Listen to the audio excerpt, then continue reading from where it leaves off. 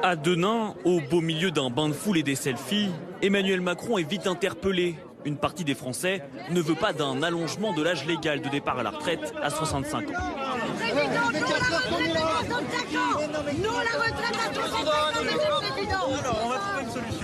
Je ne veux pas mettre la retraite à 65 ans d'un coup d'un seul. Ceux qui sont en train de partir là, qui partent l'année prochaine, on ne touche rien. Oui. Après, on va regarder si on peut négocier. Négocier. Pour la première fois depuis son entrée en campagne, le président candidat assure qu'il n'est pas fermé à modifier au moins un peu la réforme phare de son programme. Est-ce que vous allez essayer d'adoucir cette mesure? Expliquer, puis on va concerter, on va collectivement améliorer. Il faut mettre autour de la table les gens. S'il y a de l'angoisse et du rejet, moi je ne veux pas diviser le pays. Je dis juste, regardons ensemble. Je crois qu'on arrive de bon sens à la même conclusion que moi.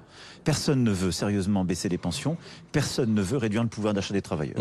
Donc on doit travailler tous ensemble sur la durée. Concrètement, sur BFM TV, Emmanuel Macron a assuré qu'il n'était pas fermé à l'idée de faire une réforme qui s'arrêterait en 2027 au lieu de 2030, ce qui veut dire qu'il pourrait se contenter d'un report de l'âge légal de départ à 64 ans. Il le fait, Emmanuel Macron, parce qu'il entend adresser là un message aux électeurs de gauche et notamment aux électeurs de Jean-Luc Mélenchon qui sont choqués par cette mesure que le président veut mettre en place et il espère là s'attirer leur voix. Mais pour certains partenaires sociaux comme la CGT, le compte n'y est toujours pas. Les organisations syndicales sont toutes opposées à ce report de l'âge de retraite. Donc c'est un peu étrange quand même de vouloir maintenir tout le temps et contre tout le monde finalement une mesure qui n'arrangera rien. Emmanuel Macron a également assuré sur BFM TV qu'il n'était pas fermé à l'idée de trancher la question via un référendum. Alors Philippe Corbet, les 65 ans ne sont pas un dogme, c'est ce que dit en substance le président candidat. C'est une inflexion majeure, non? Oui, vraiment c'est l'un des moments les plus importants de cette campagne électorale puisque c'est la mesure principale du président sortant favori dans cette élection. Pour comprendre, il n'a jamais dit qu'on passerait à 65 ans tout de suite l'année prochaine. Ce qu'il voulait, c'est à partir de 2023, s'il a été réélu, à partir de 2023, augmenter de 3 à 4 mois la durée de travail légale par an. Et tout ça sur un rythme allant autour de 2030.